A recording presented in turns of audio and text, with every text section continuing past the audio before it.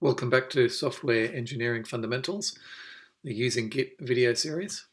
This is video number 9, and we're going to be looking at how to merge a branch back into the master branch. So basically, for example, we've done some big refactor and now we've finished, or it's been an experimental bit of code that's very disruptive and the experiment's been a success.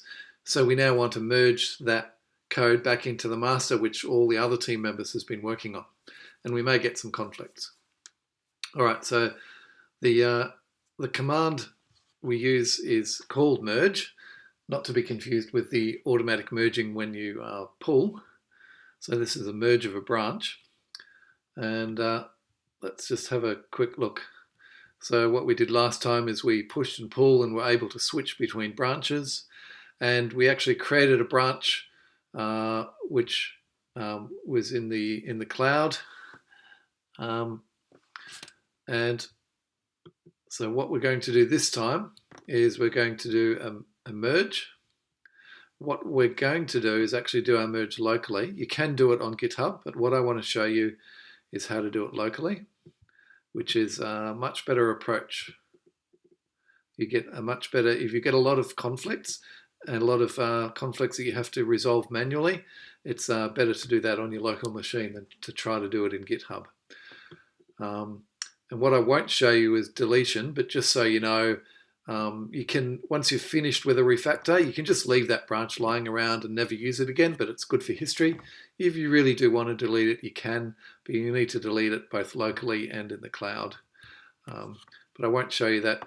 The commands, there are command lines to do that, but I won't show you because that'll may encourage you guys to delete your main master repository, which wouldn't be good. All right, so just know that it's there. I recommend not deleting branches, just leave them there for history.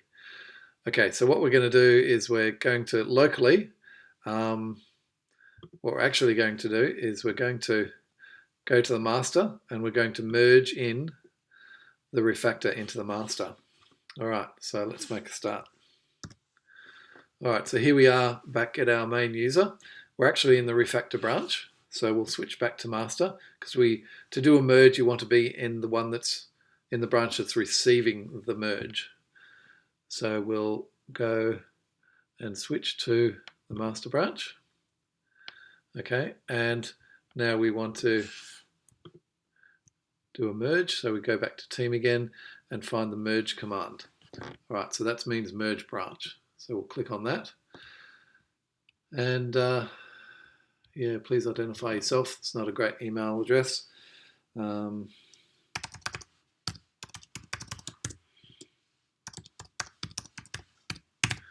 Hopefully that'll keep it happy.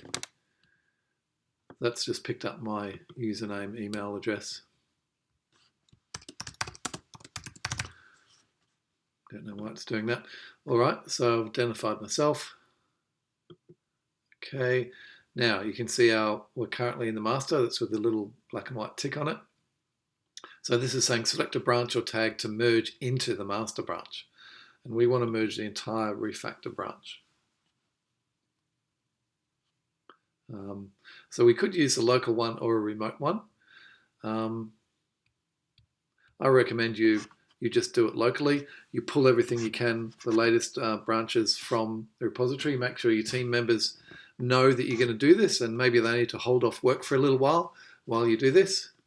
So we're going to be merging the refactor into the master, and we'll do a commit at the end. All right, and we'll probably get a conflict. Yes, so our merge result is here, and our two comments have conflicted, of course. So what we need to do is choose one of those or just replace it completely. We'll just say OK, and we'll just say merged refactor branch back into master, something like that, so we know where we're at. Okay, we'll save that. All right, so now we'll need to stage those changes by adding it to the index. So it should be down here somewhere, hello world. So we can drag and drop it. I'll show you another way, add to index, another way to do it. All right, so you might get a lot more conflicts than that, and you'll have to manually go through them all and resolve those. That's why it's good to do it locally, because it might take hours to do it or a day to do it. So you want to be able to come to it, do some more work, come back. So if you did it in GitHub, you'd sort of have to do it all in the confines of a web browser session, which isn't great. So here you have more time to do it. All right, so now that we've resolved it and we've added it to the staging, we should commit that. So it's already generated a commit message, merge branch master. Okay, so we'll commit and push that. And pushing it to origin, 14%. And it's successful. Okay. So we'll have a quick look in GitHub at our commits. So we're on the Refactor branch, and you'll notice nothing's changed. We'll go back to the master branch, and we've got this merge has happened. And let's just go and have a look at those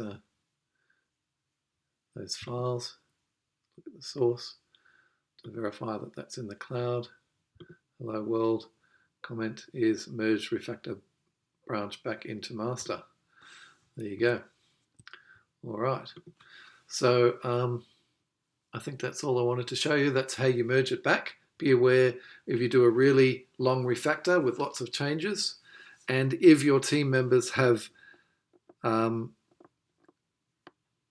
edits that your refactor changes affected, there may be a fair amount of work to do. But while you're doing a refactor, you should try to get them to avoid the area you're refactoring. Would be a wise thing to do. All right, so just in summary, we created two branches. We did a refactor, got all these changes, and we merged it back in from here to the master. So we've got all the edits of the refactor, and we've got all the edits of the master that were done while we were refactoring. So it's combining all the changes of both into one back into the master. And then we committed and pushed that. So from that point on, then all your team members can work as usual using the master branch only.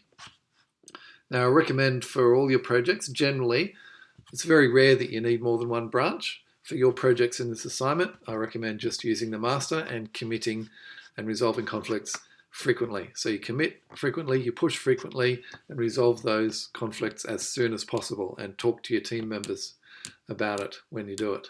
That's a way to avoid a big problem at the end when you try to integrate your software. The sooner you do it, the better. It's like a stitch in time saves 9. All right, so that's it for branching and merging. Thank you all for this attention on this video series, and I'll see you around.